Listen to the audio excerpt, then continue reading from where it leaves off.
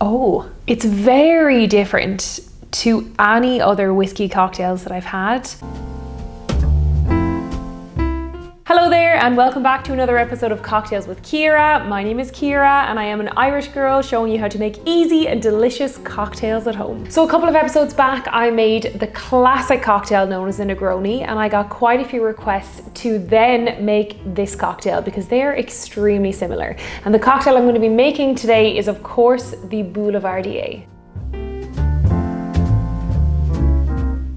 So initially, I actually didn't know these cocktails were cousins because I'd never had a Boulevardier before. So before we get into the history of this cocktail and the method in which you can make it, I just wanted to let you know that I have launched a Patreon page, which I am super excited about. So if you're enjoying my cocktail videos, it is not only a way for you to support my channel, but you can also avail of exclusive content and some other really fun perks. The link is in the description if you want to check it out. Okay, so let's get into the history of the Boulevardier.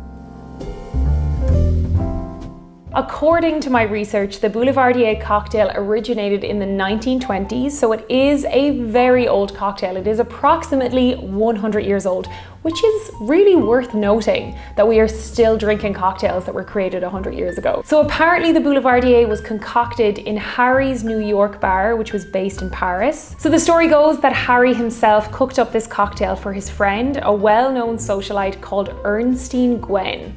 I think that's how you pronounce it. And despite being a well-known socialite who presumably spent a lot of time partying and drinking cocktails, Erskine actually ran a magazine called the Boulevardier, and thus the cocktail got its name. Now that I've given you a little bit of history, let's get into the actual ingredients so we can start making the cocktail.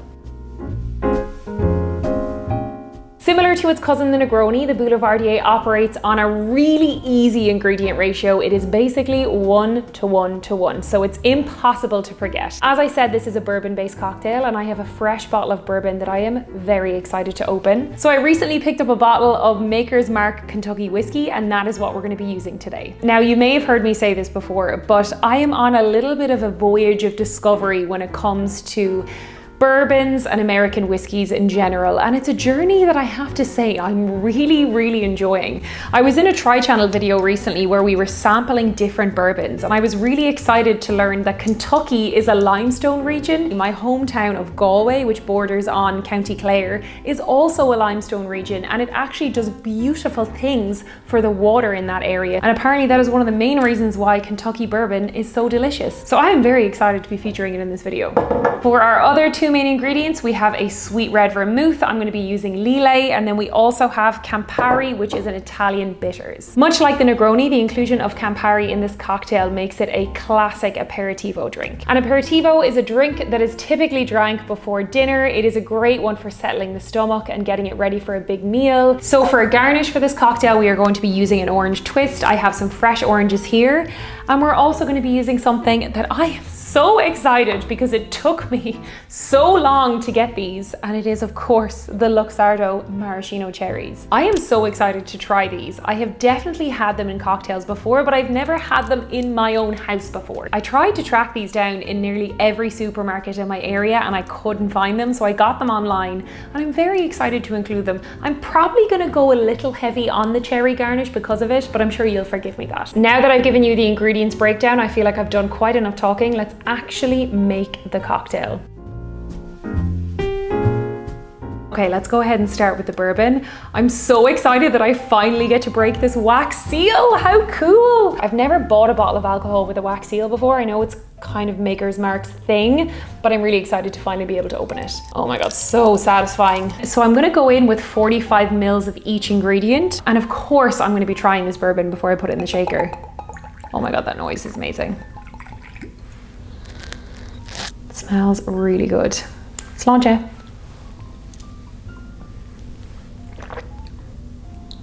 There's a lovely warmth to it. Oh my God, that's lovely. That actually tastes quite strong. Oh, 45, that makes sense. Okay, let's go ahead and add 45 mils into the glass. Now let's go ahead and add our Campari. Again, we are doing 45 mils. I know I'm doing a lot of talking during this cocktail making, but actually it is so quick to make at home. These kind of cocktails are so foolproof, and I feel like they're good if you're having like a night of cocktails because it's just really easy to make them again. Now let's go in with our sweet red vermouth, another 45 mils. Okay, in with the sweet red vermouth. So for my garnish, I'm going to use a nice big slice of orange peel. This peeler is so tragic. I really need to get a better one. That wasn't actually that bad. I'm trying to use as little pith as possible. So this is the glass that we're going to be using. I love the beautiful frost that it gets. And I'm also just going to give this a little squeeze. We're going to release some of the oils into the glass, give it a little twist, and I'm just going to rub it around the rim and around the side. And I'm doing this now because I'm gonna get my garnish ready. You can do it on the stem as well if you want to add that little extra oomph. And now I'm gonna get my garnish ready. So this is the part that I'm actually so excited about. I get to actually open the maraschino cherries. I'm the weakest person in the world. Why can't I open jars? Honest to God, I mean, I can drink any alcohol on this earth, but I can't open a jar. Ugh. Oh, that smells good. It smells so syrupy and delicious. I'm gonna fish out maybe 3 maraschino cherries. Okay, I'm just gonna sneak 1 maraschino cherry before I do my garnish. Don't tell anyone.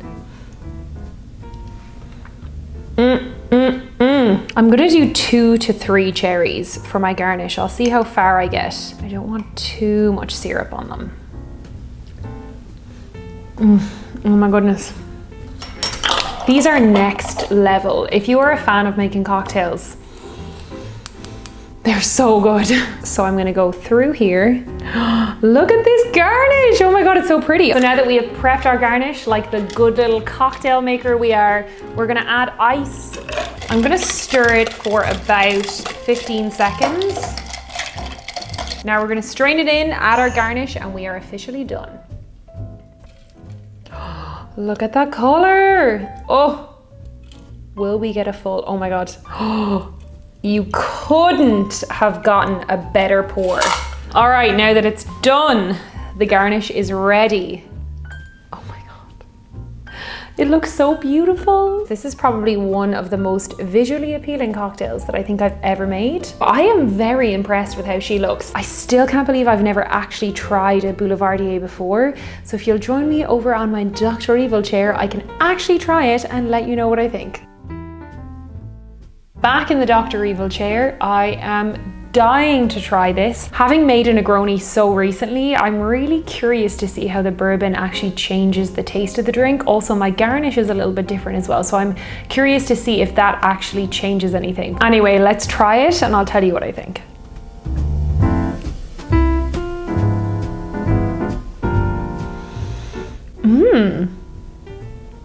Oh, it's actually really different to a Negroni.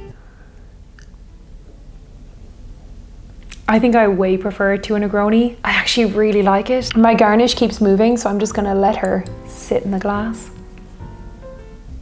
It's very different to any other whiskey cocktails that I've had. It's very bitter. It is a bitter drink. I feel like the bourbon matches really, really well with it and softens it. I also feel like it wouldn't have been a terrible idea to include even like half a bar spoon of the maraschino cherry juice. I think that would have been really, really good. Please let me know in the comments what other bourbon and whiskey cocktails I'm missing out on. Please give me more. Because quite a few of you recommended that I try a Boulevardier, I'm expecting you to tell me in the comments if there is any way that I can improve on my recipe. How do you drink yours? Is there anything that I'm missing out on? Let me know how you make it. If you enjoy seeing me, an Irish gal, making easy cocktails at home, then definitely click the link up here. I have a playlist full of easy cocktail recipes that you can make at home. But I've also just launched a Patreon page, which I'm super excited about. If you haven't checked it out, the link is in the description. If you enjoy my videos and you like to support my channel, or if you would like to avail of